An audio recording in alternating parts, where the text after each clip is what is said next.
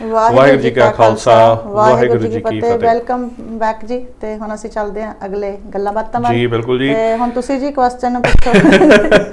ਦੇਖੋ ਜੀ, ਹੁਣ ਤੱਕ ਜੋ ਵੀ ਜਾਣਿਆ ਇਹਨਾਂ ਦੇ ਬਾਰੇ, ਇਹਨਾਂ ਦੇ ਬਚਪਨ ਤੋਂ ਆਪਾਂ ਸ਼ੁਰੂ ਕੀਤਾ ਔਰ ਹੁਣ ਤੱਕ ਆਏ ਆ, ਪਰ ਜਿਹੜੀ ਅਸਲ ਚੀਜ਼ ਸਾਰੇ ਜਾਣਨਾ ਚਾਹੁੰਦੇ ਆ ਉਹ ਇਹ ਹੈ ਕਿ ਹੁਣ ਇਸ ਵੇਲੇ ਇਮੀਗ੍ਰੇਸ਼ਨ ਦੇ ਵਿੱਚ ਕੀ ਚੱਲ ਰਿਹਾ ਹੈਗਾ ਔਰ ਕੀ ਕੁਛ ਤਬਦੀਲੀਆਂ ਆ ਰਹੀਆਂ ਹੈਗੀਆਂ ਔਰ ਆਉਣ ਵਾਲੇ ਟਾਈਮ 'ਚ ਕੀ ਹੋਣ ਵਾਲਾ। ਸੋ ਆਪਾਂ ਵਾਰੀ ਇਹਦੇ ਤੇ ਆਉਂਦੇ ਆ।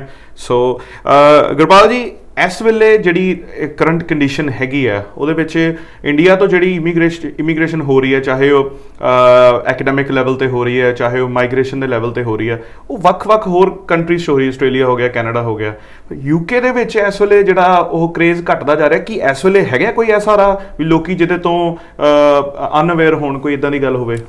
ਐਕਚੁਅਲੀ ਨਾ ਆਪਾਂ ਦੇਖੀਏ ਪਿਛਲੇ ਹੁਣ ਤਕਰੀਬਨ 10 ਸਾਲਾਂ ਦੇ ਵਿੱਚ ਸਪੈਸ਼ਲੀ ਜਦੋਂ ਦੀ ਹੁਣ ਦੀ ਸਰਕਾਰ ਆਈ ਹੈਗੀ ਆ ਕੰਜ਼ਰਵੇਟਿਵ ਗਵਰਨਮੈਂਟ, ਇਹਨਾਂ ਮੁੱਦਾ ਹਮੇਸ਼ਾ ਰਿਹਾ ਹੈਗਾ ਜਿਹੜੇ ਲੋਕ UK ਆ ਰਹੇ ਹੈਗੇ ਉਹ ਵੀ ਯੂਰਪ ਤੋਂ ਬਾਹਰ, ਬਿਕਾਜ਼ ਹੁਣ ਤਾਂ ਬ੍ਰੈਕਸਿਟ ਹੋਣ ਲੱਗੀ ਹੈਗੀ ਆ, ਪਰ ਜੇ ਯੂਰਪ ਤੋਂ ਬਾਹਰ ਕੇ ਲੋਕ UK ਆ ਰਹੇ ਉਹਦੀ ਗਿਣਤੀ ਲੱਖਾਂ ਦੇ ਹਿਸਾਬ ਨਾਲ ਹੁਣ ਹਜ਼ਾਰਾਂ ਤੱਕ ਆ ਜਾਏ। ਤਾਂ ਉਹਦੇ ਸਾਹਮਣੇ ਕੀ ਹੋਇਆ ਹੈਗਾ, ਜਿੰਨੇ ਵੀ ਕੈਟੇਗਰੀਜ਼ ਲੋਕ ਇੱਥੇ ਆ ਰਹੇ ਸੀ ਉਹਨਾਂ ਨੂੰ ਸ਼ਾਇਦ ਇਹਨਾਂ ਰੋਕਣ ਦੀ ਕੋਸ਼ਿਸ਼ ਨਹੀਂ ਕੀਤੀ, ਪਰ ਸਟ੍ਰਿਕਟਨੈਸ ਲੈ ਕੇ ਆਉਣ ਦੀ ਕੋਸ਼ਿਸ਼ ਕੀਤੀ ਗਈ ਹੈਗੀ ਆ। ਕਈ ਵਾਰੀ ਆਪਾਂ ਸੁਣੀਦਾ ਹੈਗਾ ਸਟੂਡੈਂਟ ਦੇ ਵੀਜ਼ੇ UK ਦੇ ਬੰਦ ਹੋ ਚੁੱਕੇ ਹੈਗੇ। ਐਕਚੁਅਲੀ ਬੰਦ ਨਹੀਂ ਹੋਏ ਹੈਗੇ, ਨਾ ਕਦੇ ਬੰਦ ਹੋ ਗਏ, ਬਿਕਾਜ਼ ਇੱਕ ਸਟੂਡੈਂਟ ਦੀ ਆਪਾਂ ਇੰਡਸਟਰੀ ਦੇਖੀ £1 ਬਿਲੀਅਨ ਇੰਡਸਟਰੀ ਹੈਗੀ ਆ। ਬਿਕਾਜ਼ ਯੂਨੀਵਰਸਿਟੀ ਇੱਥੇ ਲੋਕ ਆਉਂਦੇ ਪੜ੍ਹਨ ਵਾਸਤੇ, ਯੂਨੀਵਰਸਿਟੀਆਂ ਫੀਸਾਂ ਦਿੰਦੇ ਹੈਗੇ ਆ, ਇੱਥੇ ਆ ਕੇ ਕਿਰਾਏ 'ਤੇ ਰਹਿੰਦੇ ਹੈਗੇ ਆ, ਉਹਨਾਂ ਖਾਣਾ ਹੁੰਦਾ ਹੈ, ਘੁੰਮਣਾ ਫਿਰਨਾ ਹੁੰਦਾ ਹੈ, ਇਹ ਸਾਰੀ ਇੰਡਸਟਰੀ ਦੇ ਵਿੱਚ ਫਿਰ ਪੈਦਾ ਹੁੰਦੀ ਹੈਗੀ ਆ ਇਨਕਮ। ਸੋ ਇਹ ਕਦੇ ਬੰਦ ਨਹੀਂ ਹੋਗੀ। ਹੋਇਆ ਕੀ ਸੀ, ਜਿਹਦੇ ਸਟੂਡੈਂਟ ਇੱਥੇ ਆਉਂਦੇ ਸੀ ਪੜ੍ਹਨ ਵਾਸਤੇ ਨਹੀਂ ਪਰ ਹੋਰ ਕਿਸੇ ਵਜ੍ਹਾ ਲਈ, ਉਹ ਰੋਕਣ ਦੀ ਕੋਸ਼ਿਸ਼ ਕੀਤੀ ਗਈ ਸੀ। ਤਾਂ ਜਿੰਨੇ ਛੋਟੇ ਕਾਲਜ ਤਕਰੀਬਨ ਕਾਫੀ ਬੰਦ ਹੋ ਗਏ ਸੀ, ਬਿਕਾਜ਼ ਉਹ ਵੀ ਇੱਕ ਪੈਸੇ ਪਾਉਣ ਦਾ ਉਹਨਾਂ ਦਾ ਬਹਾਨਾ ਬਣ ਗਿਆ ਹੈਗਾ ਸੀ। ਆਪਾਂ ਵਰਕ ਪਰਮਿਟ ਵੱਲ ਦੇਖੀਏ, ਵਰਕ ਪਰਮਿਟ ਨੇ ਕੋਟਾ ਰੱਖਿਆ ਸੀ ਤਕਰੀਬਨ 20,000 ਤੋਂ ਉੱਪਰ। ਇਹਨਾਂ ਨੇ ਕਿਹਾ ਸੀ ਹਰ ਇੱਕ ਸਾਲ ਆਪਾਂ ਯੂਰਪ ਤੋਂ ਬਾਹਰ ਲੋਕ ਆ ਸਕਦੇ ਕੰਮ ਕਰਨ ਵਾਸਤੇ, ਪਰ ਉਹ ਵੀ ਹਾਈਲੀ ਸਕਿਲਡ, ਮਤਲਬ ਕਹਿਣ ਵਾਸਤੇ ਜਿਹਨੇ ਇੱਥੇ ਕੰਮ ਦੀ ਸਾਨੂੰ ਘਾਟ ਹੈਗੀ ਆ, ਜਿਹਦੀ ਸਕਿੱਲ ਲੈਵਲ ਇੰਨੀ ਹਾਈ ਹੈਗੀ ਜੋ ਇੱਥੇ ਸਾਨੂੰ ਲੋਕ ਮਿਲਦੇ ਨਹੀਂ ਹੈਗੇ। IT ਸੈਕਟਰ ਹੋ ਗਿਆ, ਹੈਲਥ ਸੈਕਟਰ ਦੇ ਵਿੱਚ ਆਪਾਂ ਕਹਿ ਸਕਦੇ ਹਾਂ, ਫਾਈਨੈਂਸ ਬੈਂਕਿੰਗ ਹੋ ਗਿਆ। ਤਾਂ ਅੱਗੇ ਦੇਖਿਆ ਜੇ ਅੱਜ ਦੇ ਵਕਤ ਵਿੱਚ ਸਭ ਤੋਂ ਜ਼ਿਆਦਾ ਕਿ ਲੋਕ ਹੈਗੇ ਯੂਰਪ ਤੋਂ ਬਾਹਰ ਹੁੰਦੇ, ਕਿੱਥੋਂ ਹੁੰਦੇ ਆ? ਇੰਡੀਆ ਤੋਂ ਹੀ ਹੁੰਦੇ ਹੈਗੇ। ਸੋ ਆਪਾਂ ਇਹ ਨਾ ਕਦੇ ਸੋਚੀਏ ਸਾਡੇ ਇੰਡੀਆ ਨੂੰ ਵੀਜ਼ੇ ਦਿੰਦੇ ਨਹੀਂ ਹੈਗੇ, ਇਹ ਦਿੰਦੇ ਸਭ ਤੋਂ ਜ਼ਿਆਦਾ ਮੈਂ ਕਹਿੰਦਾ ਦਿੰਦੇ ਸਾਡੇ ਇੰਡੀਅਨਸ ਨੂੰ ਆ। ਪ੍ਰੋਬਲਮ ਕੀ ਪੈਂਦੀ ਸਾਡੇ ਪੰਜਾਬੀਆਂ ਨੂੰ। ਮੈਂ ਫਿਰ ਕਿਹਾ ਹੈ ਕਿ ਕਈ ਵਾਰੀ ਸਾਡੇ ਪੰਜਾਬੀ ਜੋ ਹੈਗੇ ਉਹ ਸ਼ਾਇਦ ਇੰਨੀ ਹਾਈਲੀ ਸਕਿਲਡ ਨਹੀਂ ਹੁੰਦੇ ਹੈਗੇ, ਲੋ ਸਕਿਲਡ ਹੁੰਦੇ ਹੈਗੇ। ਤੇ ਜਿੰਨੀ ਵੀ ਪਾਲਿਸੀਆਂ ਅੱਜ ਤੱਕ ਬਣੀਆਂ ਹੈਗੀਆਂ ਉਹ ਬਣੀਆਂ ਹਾਈਲੀ ਸਕਿਲਡ। ਮਗਰ ਮੈਂ ਹਮੇਸ਼ਾ ਹੈਰਾਨ ਵੀ ਕਈ ਵਾਰੀ ਹੋਈ ਨਾ ਸਰਕਾਰ ਵੱਲੋਂ। ਇਹਨੇ ਤਕਰੀਬਨ 2-3 ਮਹੀਨੇ ਪਿੱਛੇ ਇੱਕ ਪਾਲਿਸੀ ਐਲਾਨ ਕੀਤੀ ਸੀ ਮੋਲੇ ਸਾਲ ਲਈ। ਇਹ ਕਹਿੰਦੇ ਸੀ ਹਰ ਇੱਕ ਸਾਲ ਨਾ ਇੱਥੇ ਨੈਸ਼ਨਲ ਫਾਰਮਿੰਗ ਯੂਨੀਅਨ ਨੂੰ ਇੱਥੇ ਫਾਰਮਰਾਂ ਦੀ ਲੋੜ ਹੈਗੀ ਆ, ਜਿਹਦੇ ਵਿੱਚ ਲੋਕਾਂ ਨੂੰ ਇੱਥੇ ਆ ਕੇ ਫਾਰਮਿੰਗ ਪ੍ਰੋਡਿਊਸ, ਹਾਰਟੀਕਲਚਰ ਪ੍ਰੋਡਿਊਸ ਦੀ ਲੋੜ ਹੈਗੀ ਆ, ਜੋ ਇੱਥੇ ਪ੍ਰੋਡਿਊਸ ਇਹ ਨਾ ਹਾਰਵੈਸਟ ਹੋਏ, ਇਹ ਨਾ ਬੈਰੀ ਪਿਕਰ ਹੋਏ। ਤਾਂ ਉਹ ਦੇਖੀ ਦੁਕਾਨਾਂ ਤੱਕ ਨਹੀਂ ਪਹੁੰਚਣੀਆਂ ਹੈਗੀਆਂ।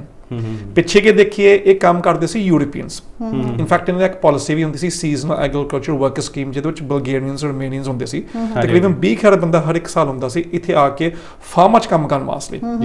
10 ਸਾਲ ਪਿੱਛੇ ਇੱਕ ਮਾਈਗ੍ਰੇਸ਼ਨ ਐਡਵਾਈਜ਼ਰੀ ਕਮੇਟੀ ਰਿਪੋਰਟ ਦੇ ਵਿੱਚ ਇਹ ਕਿਹਾ ਗਿਆ ਸੀ, ਕਹਿੰਦੇ ਸੀ ਇਹ ਸਕੀਮ ਹੈਗੀ ਆ, ਇਹਨੂੰ ਬੰਦ ਕਰਾ ਕੇ ਤੇ UK ਨੂੰ ਵੀ ਲੋਕਾਂ ਨੂੰ ਵੀ ਮੌਕਾ ਦੇ ਕੰਮ ਕਰਨ ਵਾਸਤੇ।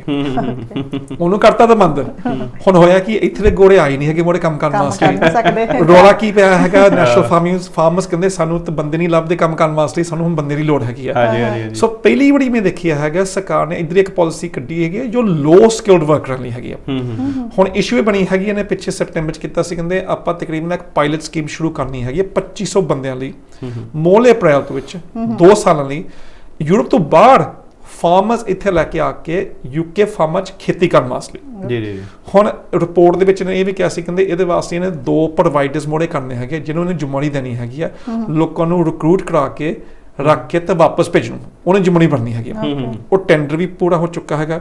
ਟੈਂਡਰ ਦੇ ਬਾਅਦ 'ਚ ਨੇ ਸਵਾਲ ਜਵਾਬ ਇੱਕ ਦੂਜੇ ਦਿੰਦੇ, ਉਹ ਵੀ ਇਸ ਮਹੀਨੇ ਦਸੰਬਰ 'ਚ ਪੂਰੇ ਹੋਏ ਨੇ ਹੈਗੇ, ਤੇ ਜਨਵਰੀ ਵਿੱਚ ਸ਼ੁਰੂ ਹੋਈ ਨੇ ਰਿਕਰੂਟਮੈਂਟ। ਹੁਣ ਸਾਨੂੰ ਇਹ ਨਹੀਂ ਪਤਾ ਹੈਗਾ ਕਿਹੜੇ ਮੁਲਕਾਂ ਨੂੰ ਐਲਾਨ ਹੈਗਾ, ਜਾ ਕੇ ਆਓਗੇ ਤਾਂ ਕੀ ਕੰਡੀਸ਼ਨਾਂ ਹੋਣੀਆਂ, ਵੈਦਰ ਇੰਗਲਿਸ਼ ਬੋਲਣ ਦੀ ਹੱਕ ਹੈਗਾ ਹੀ ਨਹੀਂ ਹੈਗਾ। ਸਾਨੂੰ ਇਹ ਪਤਾ 6 ਮਹੀਨੇ ਦਾ ਵੀਜ਼ਾ ਦੇਣਾ ਹੈਗਾ। ਹੋਣਾ ਯੂਰਪ ਤੋਂ ਬਾਹਰ। ਹੁਣ ਯੂਰਪ ਤੋਂ ਬਾਹਰ ਕਿਹਦੇ ਮੁਲਕ ਆ? Australia, Canada, America, Australia. ਹੁਣ ਇੱਥੇ ਗੋਰਿਆਂ ਤਾਂ ਰੋਣਾ ਹੈਗੇ ਕੰਮ ਕਰਨ ਵਾਸਤੇ। ਰਹਿ ਕੌਣ ਗਿਆ? ਨਾਰਥ ਅਫਰੀਕਾ ਹੋ ਗਿਆ, Middle East, Far East, India, Pakistan, Bangladesh ਵੀ ਕਹਿ ਸਕਦੇ ਹਾਂ। ਤਾਂ ਦੁਨੀਆ ਵਿੱਚ ਸਭ ਤੋਂ ਵੱਧ ਤਰੱਕੀ ਜੋ ਅੱਗੇ ਫਾਰਮਿੰਗ ਵਾਲੇ ਲੋਕ ਕਿੱਥੋਂ ਹੈਗੇ ਆ?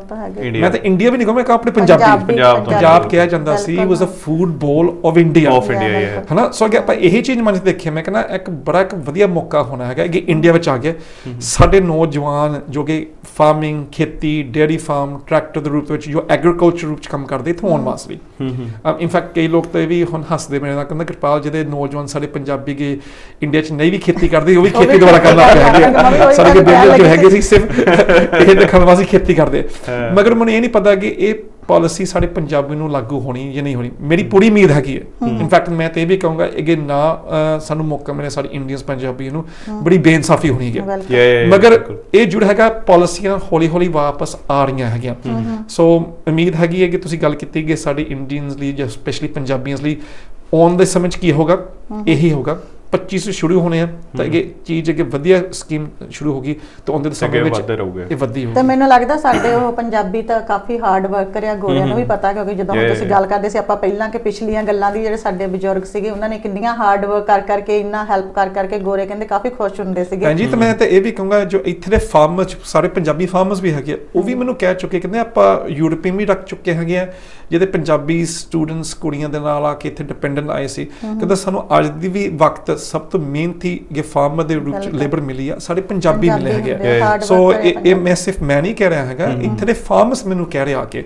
ਸੋ ਵਨਸ ਅਗੇਨ ਮੈਨੂੰ ਉਮੀਦ ਹੈਗੀ ਆ ਹੋਪਫੁਲੀ ਜਨਵਰੀ ਤੱਕ ਪਤਾ ਲੱਗ ਜਾਣਾ ਸਾਨੂੰ ਉਹਨੂੰ ਅੱਗੇ ਲਾਗੂ ਹੋਣਾ ਹੀ ਨਹੀਂ ਹੋਣੀ। ਤੇ ਜੇ ਆਪਾਂ ਗੱਲ ਕਰੀਏ ਇੱਕ ਐਸੇ ਟੌਪਿਕ ਤੇ ਜਿਹੜਾ ਜਿਹਦੇ ਵਿੱਚ ਤੁਸੀਂ ਜਿੱਤ ਹਾਸਲ ਕੀਤੀ, ਪਲੱਸ ਰਿਸਰਚ ਇੰਨੇ ਸਾਲਾਂ ਦੀ ਕੀਤੀ, ਖੈਰ ਇੰਨੇ ਤਾਂ ਨਹੀਂ ਪਰ ਫਿਰ ਵੀ ਮਲਟੀਪਲ ਈਅਰਸ ਹੈਗੇ ਸੀਗੇ ਉਹਦੇ ਵਿੱਚ, ਐਂਡ ਜਿੱਤ ਹਾਸਲ ਕਰਨ ਤੋਂ ਬਾਅਦ ਉਹਦਾ ਫਾਇਦਾ ਜਿਹੜਾ ਪਹੁੰਚਿਆ ਜਿਨ੍ਹਾਂ ਬੱਚਿਆਂ ਨੂੰ ਤੇ ਜਿਹੜੀਆਂ ਫੈਮਲੀਜ਼ ਨੂੰ, ਖੈਰ ਉਹ ਤਾਂ ਤੁਹਾਡੇ ਫੇਸਬੁੱਕ ਤੇ ਆਪਾਂ ਦੇਖ ਹੀ ਰਹੇ ਸੀ ਤਸਵੀਰਾਂ, ਔਰ ਉਹਨਾਂ ਦੀਆਂ ਅੱਖਾਂ 'ਚ ਜਿਹੜੀ ਚਮਕ ਸੀ, ਕਿਸੇ ਦੀਆਂ ਅੱਖਾਂ 'ਚ ਅਥਰੂ ਸੀਗੇ, ਚਿਹਰੇ ਤੇ ਸਮਾਈਲ ਪਤਾ ਲੱਗ ਹੀ ਰਹੀ ਸੀ।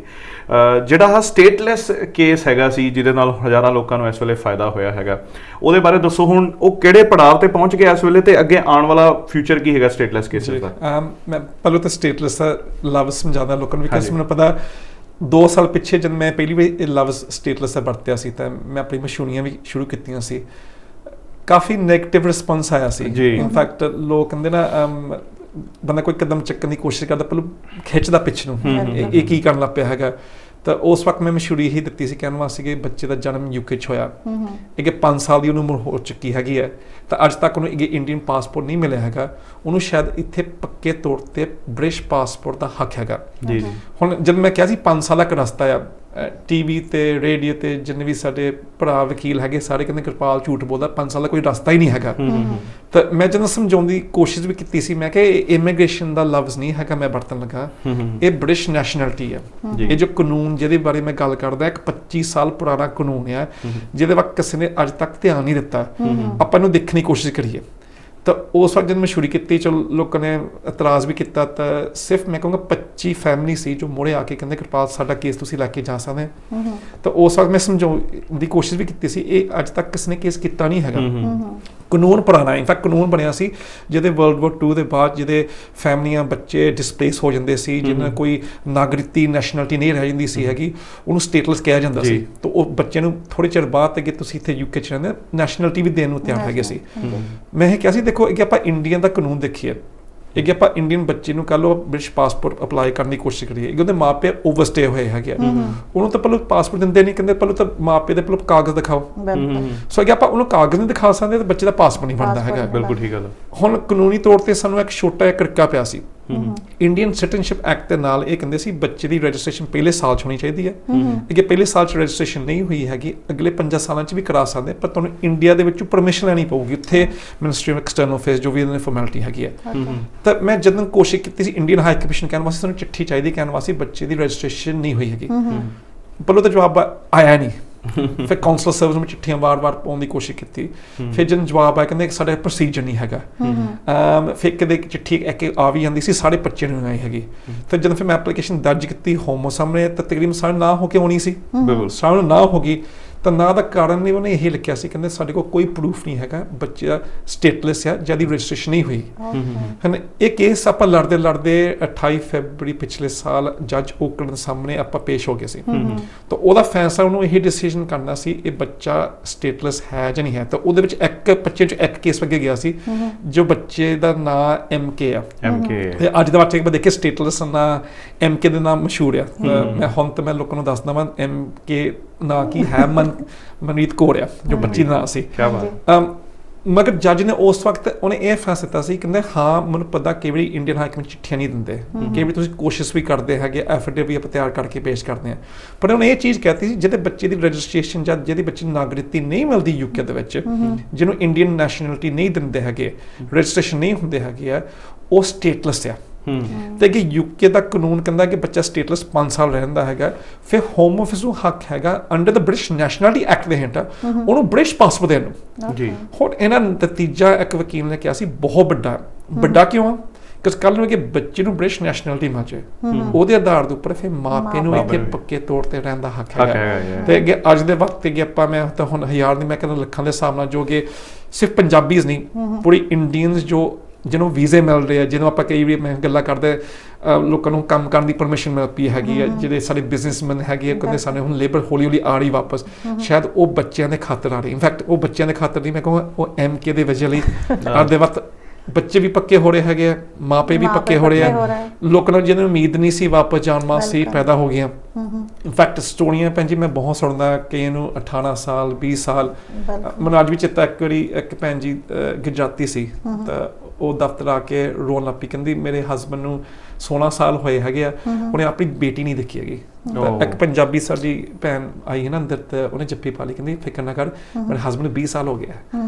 ਸੋ ਮੈਂ ਜਿੰਦੇ ਵੀ ਲੋਕਾਂ ਦੀਆਂ ਗੱਲਾਂ ਸੁਣ ਕੇ ਨਾ ਫਿਰ ਮੁਝੇ ਖੁਸ਼ੀ ਵੀ ਹੁੰਦੀ ਹੈਗੀ ਹੈ, ਕਿੰਨਾ ਲੋਕਾਂ ਨੇ ਦੁੱਖ ਕਿੰਨਾ ਬਰਦਾਸ਼ਤ ਕੀਤਾ ਹੈਗਾ ਸਿਰਫ ਇੱਥੇ 2 ਨੰਬਰ 'ਚ ਰਹਿ ਕੇ ਜਾਂ ਆਪਣੇ ਹਾਲਾਤਾਂ ਨੂੰ ਬੇਸ਼ੱਕ ਜੋ ਵਜ੍ਹਾ ਲਈ ਇੱਥੇ ਆਏ ਸੀ, ਪਰ ਜੇ ਹਾਲਾਤਾਂ 'ਚ ਅੱਜ ਕੋਈ ਰਹਿੰਦਾ ਹੈਗਾ ਆਪਾਂ ਤਾਂ ਕਈ ਵਾਰੀ ਸਪੈਸ਼ਲੀ ਇੱਥੇ ਨੌਜਵਾਨ ਦੇਖ ਲੈਂਦੇ ਇਹ ਤਾਂ 2 ਨੰਬਰ 'ਚ ਰਹਿੰਦੇ, ਇਹਨਾਂ ਤੋਂ ਹੱਕ ਨਹੀਂ ਹੈਗਾ। ਇਨਫੈਕਟ ਕਈ ਮੈਨੂੰ ਨੈਗੇਟਿਵ ਰੂਟ ਵੀ ਕਹਿੰਦੇ ਤੂੰ ਲੋਕਾਂ ਨੂੰ ਪੱਕੇ ਕਿਉਂ ਇਹਦਾ ਕਰਾਇਆ ਹੈਗਾ। ਸੋ ਕਈ ਮੈਨੂੰ ਉਲਟ ਵੀ ਸੁਣਨਾ ਪੈਂਦਾ ਹੈਗਾ, ਪਰ ਹਰ ਇੱਕ ਘਰ ਦੇ ਹਾਲਾਤ ਵੱਖਰੇ ਕਿਸੇ ਨੂੰ ਪਤਾ ਨਹੀਂ ਹੁੰਦਾ। ਪਰ ਇੱਕ ਕੇਸ ਮੈਨੂੰ ਵੀ ਕੋਈ ਜਾਣਦਾ ਹੈ ਉਹਨਾਂ ਦੇ, ਜਿੱਦਾਂ ਆਪਾਂ ਕਾਫੀ ਇਦਾਂ ਦੇ ਹੋਰ ਵੀ ਹੋਣਗੇ, ਆਪਾਂ ਨੂੰ ਤਾਂ ਇੱਕ ਦੋ ਹੀ ਪਤਾ ਹੁੰਦਾ ਤੁਹਾਡੇ ਕੋਲ ਤੋਂ ਆਉਂਦੇ, ਕਿ ਜਿਹੜੇ ਕਈ ਜਦੋਂ ਹੁਣ ਜਿੱਦਾਂ ਕੋਈ ਫੜਿਆ ਜਾਂਦਾ ਜਿਹਨੂੰ ਆਪਾਂ ਕਹਿ ਦਿੰਦੇ ਆ, ਉਹਨਾਂ ਨੂੰ ਵਾਪਸ ਇੰਡੀਆ ਭੇਜ ਦਿੱਤਾ ਜਾਂਦਾ, ਪਰ ਜਿਹੜੀ ਮਦਰ ਤੇ ਜਿਹੜੇ ਬੱਚਾ ਹੁੰਦਾ ਉਹ ਇੱਥੇ ਰਹਿ ਜਾਂਦੇ ਆ, ਜਿਹੜਾ ਫਾਦਰ ਹੁੰਦਾ ਉਹ ਵਾਪਸ ਇੰਡੀਆ ਚਲ ਜਾਂਦਾ, ਉਹਦਾ ਕੀ ਹੋ ਸਕਦਾ ਹੁੰਦਾ?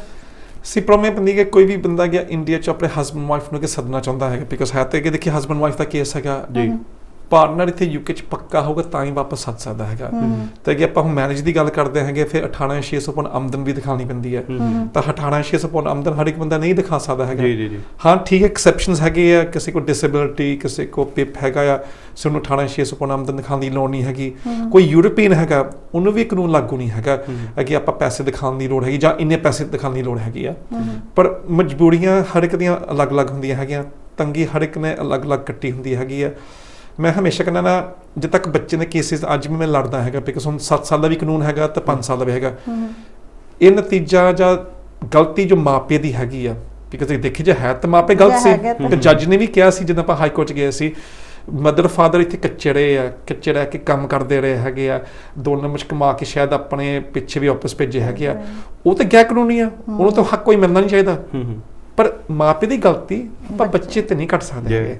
ਤੇ ਅੱਜ ਦੇ ਵਕਤ UK ਦਾ ਕਾਨੂੰਨ ਮੈਂ ਕਹਿੰਦਾ ਇੰਨਾ ਵਧੀਆ ਹੈਗਾ, ਇਹ ਚੀਜ਼ ਰੈਕਗਨਾਈਜ਼ ਕਰਦਾ ਹੈਗਾ ਬੱਚੇ ਨੂੰ। ਇਹ ਨਹੀਂ ਪਤਾ ਮੈਂ ਜਨਮ ਕਿੱਥੇ ਹੋਇਆ, ਮੇਰੇ ਮਾਪੇ ਦਾ ਰਿਲੀਜਨ, ਜਾਤ, ਕਲਚਰ, ਸੋਚ, ਪੋਲੀਟੀਕਲ ਵਿਚਾਰ ਕੀ ਹੈਗਾ। ਬੱਚਾ ਤਾਂ ਬੱਚਾ ਹੁੰਦਾ ਹੈ, ਉਹਨੂੰ ਤਾਂ ਹੌਲੀ ਹੌਲੀ ਉੱਦਾਂ ਪਤਾ ਲੱਗੂ ਜਦੋਂ ਵੱਡਾ ਹੋਊਗਾ।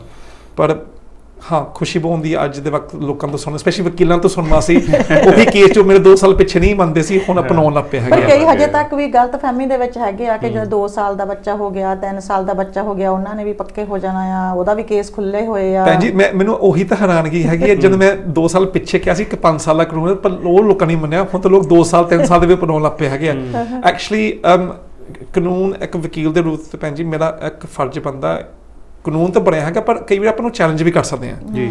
ਆਪਾਂ ਨੂੰ ਹਾਈ ਕੋਰਟ ਤੱਕ ਲੈ ਕੇ ਜਾ ਸਕਦੇ ਹਾਂ। ਇੱਕ ਇੰਟਰਪ੍ਰੀਟੇਸ਼ਨ ਹੁੰਦੀ ਹੈ, ਕਾਨੂੰਨ ਤਾਂ ਕਾਨੂੰਨ ਆ, ਪਰ ਉਹਦਾ ਨਤੀਜਾ ਕੀ, ਉਹਦਾ ਮਤਲਬ ਕੀ ਹੈਗਾ। ਤੁਹਾਡੀ ਨਜ਼ਰ ਵੱਖਰੀ ਹੋਗੀ, ਮੇਰੀ ਵੱਖਰੀ ਹੋਗੀ। ਕੋਰਟਾਂ ਦੇ ਵਿੱਚ, ਕਚਹਿਰੀਆਂ ਦੇ ਵਿੱਚ ਸਾਡੇ ਬਹਿਸ ਕਿਉਂ ਨਹੀਂ ਹੁੰਦੀ ਹੈਗੀ? ਬਿਕੋਜ਼ ਵੱਖਰੇ ਵੱਖਰੇ ਵਿਚਾਰ ਹੁੰਦੇ ਹੈਗੇ ਆ। ਇਹ ਆਪਾਂ ਕਿਸੇ ਨੂੰ ਚੀਜ਼ ਨੂੰ ਚੈਲੰਜ ਕਰਦੇ, ਉਹ ਵੀ ਮੈਂ ਕਹਿੰਦਾ ਇੱਕ ਪੋਜ਼ਿਟਿਵ ਰੂਪ ਦੇ ਵਿੱਚ, ਕਈ ਵਾਰ ਉਹਦਾ ਨਤੀਜਾ ਬਹੁਤ ਵੱਡਾ ਹੋ ਜਾਂਦਾ। ਤਾਂ ਐਮਕੇ ਨੇ ਸਰਟਨਲੀ ਇਹ ਚੀਜ਼ ਸਾਬਤ ਕੀਤੀ ਹੈਗੀ ਆ। ਪਰ ਯੈਸ, ਇਹ ਬੱਚਾ ਅੱਗੇ 5 ਤੋਂ ਹੇਠ ਆਇਆ, ਸਟੇਟਲੈਸ ਤਾਂ ਬ੍ਰਿਟਿਸ਼ ਪਾਸਪੋਰਟ ਦਾ ਹੱਕ ਤਾਂ ਮਿਲ ਨਹੀਂ ਸਕਦਾ, ਪਰ ਬੱਚੇ ਨੂੰ ਫਿਰ ਵੀ ਆਪਾਂ ਸਟੇਟਲੈਸ ਕਹਿ ਸਕਦੇ ਹਾਂ ਕਿ ਪਾਸਪੋਰਟ ਨਹੀਂ ਬਣਿਆ ਹੈਗਾ। ਤੇ ਕਿ ਉਹ ਕੇਸ ਨੂੰ ਤੁਸੀਂ ਅੱਗੇ ਉੱਦਾਂ ਲੈ ਕੇ ਜਾਣਾ ਚਾਹੁੰਦੇ ਆ ਇੱਕ ਲੀਵ ਟੂ ਰਿਮੇਨ ਦੇ ਰੂਪ ਵਿੱਚ, ਹਾਂ ਪੋਸੀਬਿਲਿਟੀਆਂ ਹੈਗੀਆਂ। ਮਗਰ ਹੋਮ ਆਫਿਸ ਹਮੇਸ਼ਾ ਕਹਿਣਾ ਕਿ ਬੱਚਾ ਅੱਗੇ 5 ਤੋਂ ਹੇਠ ਆ ਕੇ ਪਾਸਪੋਰਟ ਨਹੀਂ ਬਣਿਆ, ਅਪਲਾਈ ਕਰ ਲਓ ਅੱਜ। ਜੀ, ਤੁਹਾਨੂੰ ਕੋਈ ਰੋਕ ਤਾਂ ਹੈ ਨਹੀਂ। ਇਨਫੈਕਟ ਇਸੇ ਵਜ੍ਹਾ ਲਈ ਪਾਕਿਸਤਾਨੀ ਕਮਿਊਨਿਟੀ, ਬੰਗਲਾਦੇਸ਼ ਕਮਿਊਨਿਟੀ ਕੇ ਬਾਕੀ ਦੀ ਕਮਿਊਨਿਟੀ ਨੇ ਆਪਾਂ ਦੇਖਿਆ ਉਹ ਕੇਸ ਅੱਜ ਤੱਕ ਨਹੀਂ ਜਿੱਤ ਪਾਏ, ਬਿਕੋਜ਼ ਉਹਨਾਂ ਦਾ ਕਾਨੂੰਨ ਜੋ ਹੈਗਾ ਉਸ ਮੁਲਕ ਦਾ, ਉਹ ਕਹਿੰਦਾ ਬੱਚੇ ਨੂੰ ਆਟੋਮੈਟਿਕ ਪਾਸਪੋਰਟ ਦਾ ਹੱਕ ਹੈਗਾ, ਸਿਰਫ ਐਪਲੀਕੇਸ਼ਨ ਅਪਲਾਈ ਕਰੋ। ਇੰਡੀਆ ਸਿਰਫ ਇਹ ਫਰਕ ਸੀ, ਕਹਿੰਦੇ ਪਾਸਪੋਰਟ ਦਾ ਹੱਕ ਨਹੀਂ ਜਦ ਤੱਕ ਰਜਿਸਟ੍ਰੇਸ਼ਨ ਨਹੀਂ ਹੁੰਦੀ ਹੈਗੀ। ਜੀ। ਤਾਂ ਹੀ ਆਪਾਂ ਦੇਖੀ ਤਾਂ ਬਹੁਤ ਵਾਰੀ ਹੁਣ ਹੋਮ ਆਫਿਸ ਜੋ ਬੱਚੇ ਪਤਾ ਲੱਗਦਾ ਵਿੱਚ ਇੱਕ ਪੈਦਾ ਹੋਇਆ, ਕਹਿੰਦੇ ਛੇਤੀ ਛੇਤੀ ਰਜਿਸਟ੍ਰੇਸ਼ਨ ਕਰਾਓ, ਅਦਰਵਾਈਜ਼ ਤੁਹਾਨੂੰ ਸਾਈਨਾਂ ਤੇ ਆਪਾਂ ਲਾ ਦੇਣਾ ਹਫਤੇ ਦਾ ਜਾਂ ਮਹੀਨੇ ਦੇ, ਜੋ ਕਿ 6 ਮਹੀਨੇ ਹੁੰਦੇ ਉਹ ਤੇਜ਼ੀ ਕਰਾਉਂਦੇ ਆ। ਬਿਕੋਜ਼ ਹੋਮ ਆਫਿਸ ਦਾ ਬੜਾ ਜ਼ੋਰ ਹੁੰਦਾ ਕਿ ਕੱਚੇ ਬੰਦੇ ਹੈਗੇ ਉਹਨੂੰ ਵਾਪਸ ਭੇਜੀਏ। ਮੈਨੂੰ ਪਤਾ ਕਈ ਵਾਰੀ ਰੌਲਾ ਵੀ ਪੈਂਦਾ ਕਿ ਸਾਡਾ ਬੋਰਿਸ ਜੌਨਸਨ ਹੈਗਾ ਜੋ ਐਕਸ ਲੀਡਰ ਮੇਰੇ, ਉਹ ਵੀ ਕਈ ਵਾਰੀ ਕਹਿ ਚੁੱਕਾ ਹੈਗਾ ਬੱਚਿਆਂ ਨੂੰ, ਮਾਪੇ ਜੋ ਕਿ ਚਿੜਦੇ ਇੱਥੇ ਹੋ ਗਏ ਰਹਿੰਦੇ ਨੂੰ 10 ਸਾਲ ਹੋ ਗਏ, ਸ਼ਾਇਦ ਆਪਾਂ ਪੱਕੇ ਕਰਾਉਣਾ ਚਾਹੀਦਾ। ਸੋ ਇਦਾਂ ਦੀਆਂ ਪਾਲਿਸੀਆਂ ਕਈ ਵਾਰ ਹੁੰਦੀਆਂ ਹੈਗੀਆਂ, ਪਰ ਸਰਕਾਰ ਤੋਂ ਇੱਕ ਚੀਜ਼ ਕਲੀਅਰ ਹੈਗੀ ਆ, ਕੋਈ ਐਮਨੈਸਟੀ ਨਹੀਂ ਹੋਣੀ, ਇਹਨਾਂ ਕੋਈ ਵਿਚਾਰ ਨਹੀਂ ਹੈ ਕਿ ਪੱਕੇ ਕਰਾਉਣ ਵਾਸਤੇ। ਇਨਫੈਕਟ ਆਪਾਂ ਬ੍ਰੈਕਸਿਟ ਦੇ ਰੂਪ ਚ ਹੁਣ ਦੇਖਿਆ ਹੈਗਾ, ਕੱਢਣ ਦੀ ਕੋਸ਼ਿਸ਼ ਕਰਦੇ ਹੈਗੇ, ਆਪਾਂ ਨਿਕਲਣ ਦੀ ਕੋਸ਼ਿਸ਼ ਕਰਦੇ ਆ। ਬ੍ਰੈਕਸਿਟ ਵੀ ਇੱਕ ਦੇਖੇ ਕਿਸਮ ਚ ਮੈਂ ਇਹ ਕਹੂੰਗਾ ਇੱਕ ਇਮੀਗ੍ਰੇਸ਼ਨ ਵੋਟ ਸੀ। ਵੈਸੇ ਤਾਂ ਆਪਾਂ ਕਹਿੰਦੇ ਆ ਪਾਲਿਸੀਆਂ ਬਾਰੇ, ਫਿਸ਼ਰੀ, ਐਗਰੀਕਲਚਰਲ, ਬੋਰਡਰ ਸਿਕਿਉਰਿਟੀ ਬਾਰੇ ਆਪਾਂ ਗੱਲਾਂ ਕਰਦੇ ਕਿ ਵੀ ਵਾਸਟਲੀ ਆਪਾਂ ਬ੍ਰੈਕਸਿਟ ਕੀਤਾ, ਪਰ ਪਬਲਿਕ ਨੂੰ ਪੁੱਛੀਏ ਤਾਂ ਉਹੀ ਕਹਿੰਦੇ ਸੀ ਯੂਰਪੀਅਨ ਬਹੁਤ ਆ ਚੁੱਕੇ ਆ, ਜਨਤਾ ਬਹੁਤ ਆ ਚੁੱਕੀ ਹੈਗੀ। ਪਰ ਇਹ ਚੀਜ਼ਾਂ ਨਾਲ ਦੀ ਨਾਲ ਚੇਂਜ ਹੁੰਦੀਆਂ ਨੇ। ਤੁਹਾਨੂੰ ਹੁਣ ਕੀ ਲੱਗਦਾ ਇਹਦੇ ਵਿੱਚ, ਜਿੱਦਾਂ ਯੂਰੋਪੀਅਨਸ ਦੇ ਆਉਣ ਨਾਲ ਇਹ ਜਿਹੜੀ ਸਾਰੀ ਸਿਚੁਏਸ਼ਨ ਹੋਈ ਸੀਗੀ, is this leading towards something else ਵੀ, ਜਿਹਦੇ ਵਿੱਚ ਬਾਕੀ ਕੰਟਰੀਜ਼ ਦੇ ਜਿਹੜੇ ਲੋਕ ਇੱਥੇ ਹੈਗੇ ਆ ਉਹਨਾਂ 'ਤੇ ਵੀ ਇਫੈਕਟ ਪਏਗਾ, ਜਾਂ ਆਉਣ ਵਾਲੇ ਟਾਈਮ ਦੇ ਵਿੱਚ ਉਹਨਾਂ ਨੂੰ ਵੀ ਇਲੀਗਲੀ, ਮਤਲਬ ਇਹ ਕਾਨੂੰਨ ਸਖਤ ਹੋ ਜਾਣਗੇ ਵੀ ਜਿਹੜੇ ਇਲੀਗਲ ਹੈਗੇ ਉਹਨਾਂ ਨੂੰ ਫੋਰਸਫੁਲੀ ਰਿਮੂਵ ਕੀਤਾ ਜਾਏਗਾ ਵਿਦਆਊਟ ਐਨੀ ਲਾਅ ਔਰ ਸਮਥਿੰਗ ਲਾਈਕ ਦੈਟ? ਪਹਿਲੀ ਚੀਜ਼ ਮੈਨੂੰ ਕਈ ਵਾਰ ਹਾਸਾ ਆਉਂਦਾ ਇੱਕ ਚੀਜ਼ ਦੇ ਉੱਪਰ, ਜਦੋਂ ਸਾਡੀ ਪਹਿਲੀ ਜਨਰੇਸ਼ਨ UK ਆਈ ਸੀ ਤਾਂ ਗੋਰੇ ਕਹਿੰਦੇ ਸੀ ਇੰਡੀਅਨਸ ਆ ਗਏ ਹੈਗੇ ਆ, ਇਹ ਘਰਾਂ ਦੇ ਵਿੱਚ 5-5 6 ਰਹਿੰਦੇ ਹੈਗੇ ਆ, ਇਹਨਾਂ ਨੇ ਆਪਣੀਆਂ ਦੁਕਾਨਾਂ ਖੋਲ੍ਹਣ ਲੱਗ ਪਈਆਂ ਹੈਗੀਆਂ, ਸਬਜ਼ੀਆਂ ਖਾਣਾ ਇਹਨਾਂ ਵੱਖਰਾ ਢੰਗ ਦਾ ਹੈਗਾ। ਮੈਂ ਕਹਿੰਦਾ ਹੁਣ ਆਪਣੇ ਪੋਲਿਸ਼ ਰੋਮੇਨਸ ਬਾਰੇ ਵੀ ਇਹ ਗੱਲਾਂ ਕਰਦੇ ਆ, ਇਹ ਸਾਡੇ ਕੰਮ ਲਈ ਜਾਂਦੇ, ਕੰਸਟਰਕਸ਼ਨ ਸਾਈਟ, ਦੁਕਾਨ ਜੋ ਹੈਗੇ, ਘਰਾਂ 'ਚ ਰਹਿੰਦੇ ਹੈਗੇ ਆ। ਪਰ ਦੇਖੀ ਜਾਏ ਆਪਾਂ ਇੱਕ ਮਲਟੀਕਲਚਰਲ ਸੁਸਾਇਟੀ ਹੈਗੇ ਆ, ਬਿਲਕੁਲ ਇਹ ਇਵੋਲੂਸ਼ਨ ਹੈਗੀ ਆ। ਫਰਕ ਸਿਰਫ ਸਾਡੇ ਤਾਂ ਯੂਰਪੀਅਨਸ ਇਹ ਹੈਗਾ, ਸਾਡੀ ਰੰਗ ਵੱਖਰਾ, ਉਹਨਾਂ ਨੇ ਦੇਖੀ ਸੈਕੰਡ ਜਨਰੇਸ਼ਨ ਉਹਨਾਂ ਦੇ ਗੋਰੇ ਬਣ ਜਾਣਾ ਹੈ। ਇਨਫੈਕਟ ਆਪਾਂ ਅੱਗੇ ਮੈਜੋਰਟੀ ਆਪਣੀ ਗਵਰਨਮੈਂਟ ਵੀ ਦੇਖੀ ਹੈ ਕਿ ਪੋਲੀਟੀਸ਼ੀਅਨ ਦੇ ਉਹ ਵੀ ਮਿਕਸਡ ਰੂਪ ਦੇ ਵਿੱਚ ਹੈਗੇ ਆ, ਕਿ ਕੋ ਯੂਰਪੀਅਨ ਬੈਕਗਰਾਊਂਡਸ ਵਿੱਚ ਹੈਗੇ ਆ। ਮੈਂ ਕਿ ਜਿਹੜੀ ਵੋਟ ਪਾਈ ਗਈ ਸੀ, ਜਿਹੜੀ ਆਰਟੀਕਲ 50 ਜਿਹਦੀ ਟ੍ਰਿਗਰ ਹੋਈ ਸੀ, ਨੋਟਿਸ ਸੀ ਆਪਾਂ ਨਿਕਲਣ ਵਾਸਤੇ, ਇਹ ਤਾਂ ਪਬਲਿਕ ਦੀ ਵੋਟ ਸੀ। ਹਾਂਜੀ, ਸੋ ਕਿ ਪਬਲਿਕ ਨੇ ਵੋਟ ਕੀਤੀ ਗਈ ਤਾਂ ਪਹਿਲਾਂ ਤਾਂ ਸ਼ਾਇਦ ਇਹ ਮੇਰੀ ਬੈਂਸ ਇਹ ਹੋਗੀ, ਚਲੋ 51% ਆ, ਮੈਜੋਰਟੀ ਤਾਂ ਨਹੀਂ ਸੀ। ਨਹੀਂ, ਕਿਸੇ ਡੈਮੋਕ੍ਰੇਸੀ ਦੇ ਵਿੱਚ ਆਪਾਂ ਦੇਖੀਏ ਯੂਜ਼ਲੀ 70-75% ਹੋ ਗਈ ਤਾਂ ਹੀ ਹੁੰਦੀ। ਤੇ ਇਹ ਵੀ ਇੱਕ ਵਿਚਾਰ ਸੀ ਪਬਲਿਕ ਨੇ ਦਿੱਤਾ ਸੀ ਸਰਕਾਰ ਨੂੰ। ਸ਼ਾਇਦ ਇਹਦੇ ਬਾਅਦ ਹੋਰ ਡਿਬੇਟ ਹੋਣੀ ਚਾਹੀਦੀ ਸੀ ਕਿ ਪਬਲਿਕ ਚਾਹੁੰਦੀ ਇਹਨੂੰ ਜਾਣਾ ਚਾਹੀਦਾ ਤੇ ਕਿ ਜਾਣਾ ਚਾਹੀਦਾ, ਕਿਹਦੇ ਰਸਤੇ ਜਾਣਾ ਚਾਹੀਦਾ।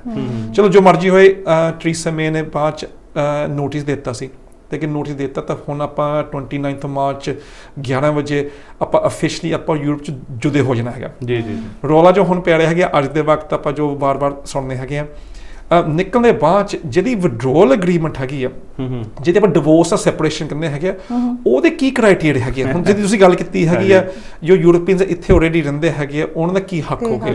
ਜਿਹੜੇ ਗੋਰੇ ਯੂਰਪ 'ਚ ਰਹਿੰਦੇ ਹੈਗੇ ਆ, ਉਹਨਾਂ ਦਾ ਕੀ ਹੱਕ ਹੋਣਾ ਹੈਗਾ? ਕੱਲ੍ਹ ਨੂੰ ਸਾਨੂੰ ਵੀਜ਼ਾ ਲੈਣ ਦੀ ਜਾਣ ਪੈਣੀ, ਉਹ ਕੀ ਲੋੜ ਆ? ਫਿਸ਼ਰੀਜ਼ ਪਾਲਿਸੀ ਜੋ ਇੱਕ ਬਹੁਤ ਵੱਡੀ ਇੱਕ ਇੰਡਸਟਰੀ ਹੈਗੀ ਆ, ਐਗਰੀਕਲਚਰ ਦੀ ਪਾਲਿਸੀਆਂ ਹੈਗੀਆਂ, ਸਿਕਿਉਰਿਟੀ ਇਸ਼ੂਜ਼ ਹੈਗੇ ਆ, ਇਹ ਜੋ ਸਾਰੀਆਂ ਚੀਜ਼ਾਂ ਆਪਾਂ ਸ਼ੇਅਰ ਕਰਦੇ ਸੀ, ਇਹ ਕਿੱਦਾਂ ਆਪਾਂ ਇਹਨੂੰ ਅੱਗੇ ਕਦਮ ਚੱਕਣਾ? ਤਾਂ ਉਹਦੇ ਵਾਸਤੇ ਇੱਕ ਟ੍ਰਾਂਜੀਸ਼ਨਲ ਪੀਰੀਅਡ ਇਹਨੇ ਬਣਾਇਆ ਸੀ, ਕਹਿੰਦੇ ਸੀ 31 ਦਸੰਬਰ 2020 ਤੱਕ ਸਾਨੂੰ ਇਹ ਟਾਈਮ ਚਾਹੀਦਾ ਇਹ ਅਫੀਸ਼ੀਅਲੀ ਨਿਕਲਣ ਵਾਸਤੇ। ਹੁਣ ਜਿਹਦੀ ਐਗਰੀਮੈਂਟ ਹੈਗੀ ਹੈ ਇਹ 'ਚ ਬੈਂਸ ਹੋ ਰਹੀ ਹੈਗੀ ਆ, ਤਾਂ ਜਿਹਦੀ ਅਗਲੇ ਹਫਤੇ ਪਾਰਲੀਮੈਂਟ 'ਚ ਡਿਬੇਟ ਜੋ ਇਸ ਹਫਤੇ ਹੋ ਕੇ ਤਾਂ ਮੁੱਦਾ ਹੋਣਾ ਹੈਗਾ ਸਰਕਾਰ ਦੇ ਸਾਹਮਣੇ, ਇਹ ਹੈ ਜੋ ਵਿਡਰੋਅਲ ਐਗਰੀਮੈਂਟ ਆ ਇਹ ਬਾਕੀ ਪਾਰਟੀਆਂ ਨੂੰ ਪਸੰਦ ਹੈਗੀ ਨਹੀਂ ਹੈਗੀ, ਤੇ ਜੇ ਕੱਲ੍ਹ ਨੂੰ ਪਸੰਦ ਨਹੀਂ ਆਈ ਹੈਗੀ ਤੇ ਫਿਰ ਗੌਰਮੈਂਟ ਸਪੈਸ਼ਲੀ ਟਰੀਸਾ ਮੇ ਨੂੰ ਉਹਨੂੰ ਨਵੀਂ ਫਿਰ ਐਗਰੀਮੈਂਟ ਫਿਰ ਦੁਬਾਰਾ ਬਣਾਉਣੀ ਪਊਗੀ ਵਿਡਰੋਅਲ ਦੀ। ਤੇ ਸਭ ਤੋਂ ਵੱਡਾ ਮੁੱਦਾ ਮੈਂ ਕਹਿੰਦਾ ਅੱਜ ਦੇ ਵਕਤ 'ਚ ਪਿਆ ਹੈਗਾ ਉਹ ਹੈਗਾ ਆਇਰਲੈਂਡ ਦਾ ਬਾਰਡਰ। ਉਹਦੇ ਵਿੱਚ ਇਹਨਾਂ ਕੰਧ ਖੜੀ ਕਰਨੀ ਚਾਹੀਦੀ ਹੈਗੀ ਆ, ਜਾਂ ਇਹ ਜੋ products northern Ireland to republic ਜਾਊਗੀ ਕਿੱਦਾਂ ਹੋ ਜਾਊਗੀ, ਤੇ ਬਹੁਤ ਵੱਡੀ ਇੱਕ ਸਟਿਕਿੰਗ ਪੁਆਇੰਟ ਹੋ ਚੁੱਕੀ ਜਿਹਦੇ ਵਿੱਚ ਆਪਾਂ ਵਾਰ-ਵਾਰ ਆਪਾਂ ਡਿਬੇਟਾਂ ਸੁਣਦੇ ਹੈਗੇ ਆ, ਤੇ ਜਿਹਦੇ ਵਿੱਚ ਇਹ ਵੀ ਗੱਲ ਕਹਿ ਰਹੇ ਸ਼ਾਇਦ ਵੋਟ ਆਫ ਨੋ ਕੌਨਫੀਡੈਂਸ ਵੀ ਆ ਸਕਦੀ ਹੈਗੇ, ਲੋਕ ਸਰਕਾਰ ਨੂੰ ਬੈਕ ਨਹੀਂ ਕਰੇ। ਬਿਕਾਜ਼ ਅੱਜ ਦੇ ਵਕਤ ਦੇਖੀਏ ਟਰੀਸਾ ਮੇ ਦੇ ਉਹਦੇ ਖੁਦ ਦੇ ਪਾਰਟੀ ਮੈਂਬਰਸ ਰਿਜ਼ਾਈਨ ਕਰ ਰਹੇ ਹੈਗੇ, ਉਹ ਖੁਦ ਉਹਨੂੰ ਬੈਕ ਨਹੀਂ ਕਰ ਰਹੇ ਹੈਗੇ।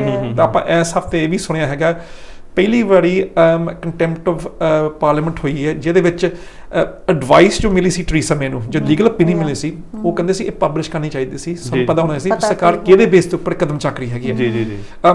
ਪਰ ਪਬਲਿਕ ਬੜੀ ਕੰਫਿਊਜ਼ਡ ਹੈਗੀ ਆ। ਆਪਾਂ ਆਮ ਤੌਰ ਤੇ ਲੋਕਾਂ ਨੂੰ ਗੱਲ ਕਰੀਏ ਬ੍ਰੈਕਸਿਟ ਕਈ ਤਾਂ ਮੈਂ ਕਹਿੰਦਾ ਅੱਕੇ ਪਿਆ ਹੈਗੇ, ਕਹਿੰਦੇ ਕਿ ਨਿਕਲਣਾ ਤਾਂ ਨਿਕਲੋ, ਕਹਿੰਦੇ ਨਿਕਲਣਾ ਨਾ ਨਿਕਲੋ। ਪਰ ਅੱਗੇ ਤੁਸੀਂ ਡੂੰਘਾ ਵਿੱਚ ਦੇਖੋ ਬਹੁਤ ਲੋਕ ਕੰਫਿਊਜ਼ ਹੋ ਰਹੇ, ਬਿਕਾਜ਼ ਨਾਈਜਲ ਫਰਾਜ ਦੀ ਇੱਕ ਪਾਰਟੀ ਜਿਹਦੇ ਵਿੱਚ ਮੈਂ ਕਹਿੰਦਾ ਸ਼ਾਇਦ ਇਹ ਸਾਰਾ ਮੁੱਦਾ ਹੀ ਸ਼ੁਰੂ ਕੀਤਾ ਗਿਆ ਸੀ, ਉਹਨਾਂ ਦੀ ਵੱਖਰੇ ਵਿਚਾਰ ਹੈਗੇ ਆ, ਲਿਬਰਲ ਦੇ ਵੱਖਰੇ ਵਿਚਾਰ ਹੈਗੇ ਆ, ਲਿਬਰਲ ਹੋਰ ਕੁਛ ਕਹਿੰਦੀ ਹੈਗੀ ਆ, ਇਨਫੈਕਟ ਪਾਰਟੀਆਂ ਦੇ ਵਿੱਚ ਵੱਖਰੇ ਵਿਚਾਰ ਹੈਗੇ ਆ। ਸੋ ਆਪਾਂ ਕਿਹਦੇ ਸੁਣਦੇ ਤਾਂ ਆਪਾਂ ਕਿਹਦੇ ਆਪਾਂ ਮੰਨਣਾ ਚਾਹੁੰਦੇ ਆ, ਤਾਂ ਆਪਾਂ ਕਿਸੇ ਬਿਜ਼ਨਸ ਨੂੰ ਪੁੱਛੀਏ ਉਹਦੇ ਵੱਖਰੇ ਵਿਚਾਰ ਹੋ ਗਏ, ਪਬਲਿਕ ਨੂੰ ਪੁੱਛੀਏ, ਕਿਸੇ ਗੋਰੇ ਨੂੰ ਪੁੱਛੀਏ, ਹਰ ਇੱਕ ਦੇ ਵੱਖਰੇ ਸਾਰੇ ਵਿਚਾਰ ਵੱਖਰੇ। ਬਿਲਕੁਲ ਸਹੀ ਗੱਲ ਹੈ ਜੀ। ਪਰ ਇੱਥੇ ਗੱਲ ਆਉਂਦੀ ਹੈਗੀ ਆ ਸਾਡੇ ਪੰਜਾਬੀਆਂ ਦੀ, ਕਿਉਂਕਿ ਸਾਡੇ ਹਰ ਇੱਕ ਨੇ ਆਪਣੀ ਕਮਿਊਨਿਟੀ ਬਾਰੇ ਸੋਚਣਾ ਹੈਗਾ, ਔਰ ਖੈਰ ਸਾਡਾ ਹੱਕ ਬਣਦਾ ਔਰ ਸਾਡਾ ਫਰਜ਼ ਹੈਗਾ ਆਪਣੀ ਕਮਿਊਨਿਟੀ ਬਾਰੇ ਸੋਚੀਏ। ਇਸ ਡਿਫਰੈਂਸ ਦੇ ਵਿੱਚ ਦੇਖੀਏ ਤੇ ਪੰਜਾਬੀਆਂ ਨੂੰ ਬ੍ਰੈਗਜ਼ਿਟ ਨਾਲ ਕੋਈ ਫਰਕ ਪੈਂਦਾ ਨਜ਼ਰ ਆ ਰਿਹਾ, ਕੋਈ ਨੁਕਸਾਨ ਹੁੰਦਾ ਨਜ਼ਰ ਆ ਰਿਹਾ, ਕੋਈ ਫਾਇਦਾ ਹੁੰਦਾ ਨਜ਼ਰ ਆ ਰਿਹਾ, ਤਿੰਨਾਂ ਚੀਜ਼ਾਂ 'ਚੋਂ ਕੁਝ ਵੀ?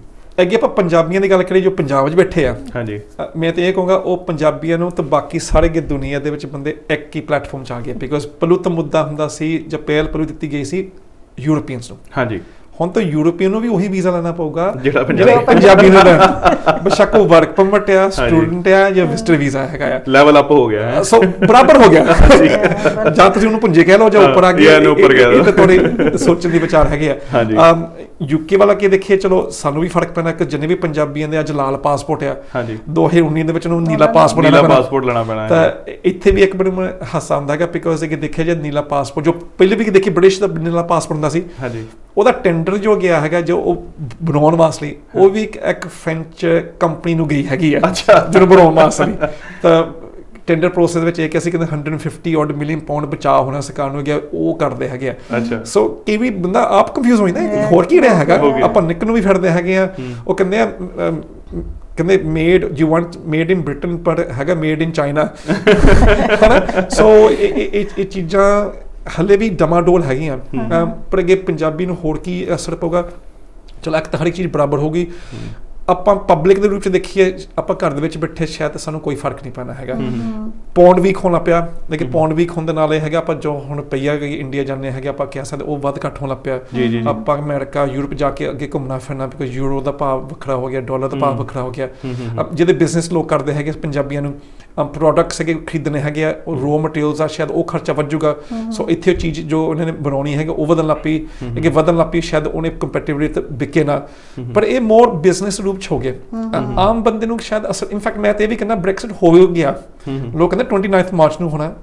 ਘਰਾਂ ਦੇ ਪ੍ਰਾਈਸਾਂ ਡਿੱਗਣ ਲੱਗ ਪਈਆਂ ਹੈਗੀਆਂ, ਜਿਹੜੇ ਯੂਰੋਪੀਅਨਸ ਵਾਪਸ ਜਾਣਾ ਚਾਹੁੰਦੇ ਸੀ ਉਹ ਵਾਪਸ ਜਾਣ ਲੱਗ ਪਏ ਹੈਗੇ ਆ, ਨੈਟ ਮਾਈਗ੍ਰੇਸ਼ਨ ਯੂਰਪ 'ਚ ਉਹ ਘਟਣ ਲੱਗ ਪਈ ਹੈਗੀ ਆ, ਜਿਹੜੇ ਬਾਹਰ ਆਉਣਾ ਚਾਹੁੰਦੇ ਸੀ ਉਹ ਹੱਲੇ ਵੀ ਆ ਰਹੇ। ਇਨਫੈਕਟ ਉਹਦੀ ਗਿਣਤੀ ਹੱਲੇ ਵੀ ਵਧਣ ਲੱਗ ਪਈ ਆ।